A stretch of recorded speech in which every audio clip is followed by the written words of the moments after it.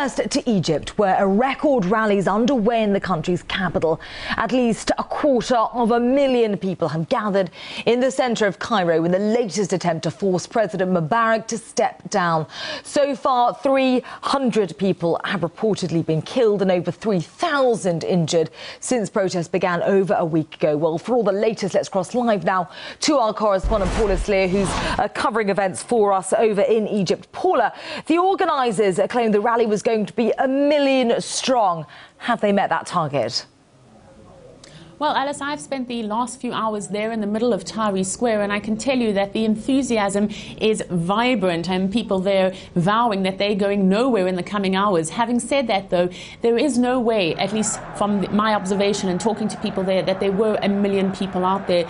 It looks that a more realistic figure is hundreds of thousands, and no doubt this is in part because of the difficulties people faced in reaching Tahrir Square. Now, Paula, we hear that the protesters have been acting peacefully so far, despite those huge numbers. But what about opposition leaders and the authorities? What actions have they taken today? Well, by and large, the army was not involved in Tahrir Square. They said they were not going to be involved, and they weren't involved. They maintained a presence along the perimeter.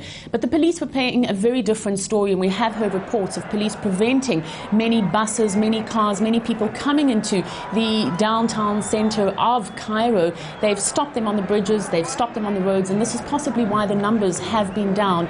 As I mentioned, I've spent the last few hours out there in Tahrir Square. I think the best way to describe it is organised chaos. You have a sense of throngs of people coming and going, people walking past with banners, people singing, but there's really no one person that has bandied all these people together, and really, by and large, we're very fortunate that the protest did not result in any kind of violence today. Having said that, though, the initial plan was for the demonstrators to make their way to the presidency of Mubarak. They did not do so. They had hoped to hand in a list of demands, but the army, the soldiers, the jeeps are all positioned along that road to Mubarak's residence, and no doubt will remain there in the coming hours.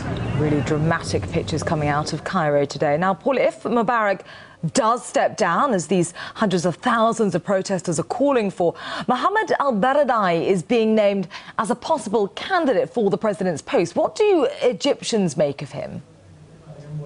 Well, it was funny, when I was talking to people out there on the streets today and I mentioned his name, without fail, people were angry. People accuse him, and to quote them, of being an American agent. And it is interesting that one of the first people he met with today was the American ambassador. He is not a figure that is well known here in Egypt. He's much better known in the international arena. People feel that he is removed from the reality on the ground. Having said that, though, he does have the support of opposition groups, certainly in the interim period, and this is what he has said. He says that he is prepared to head an interim government until such time that there are free and fair elections.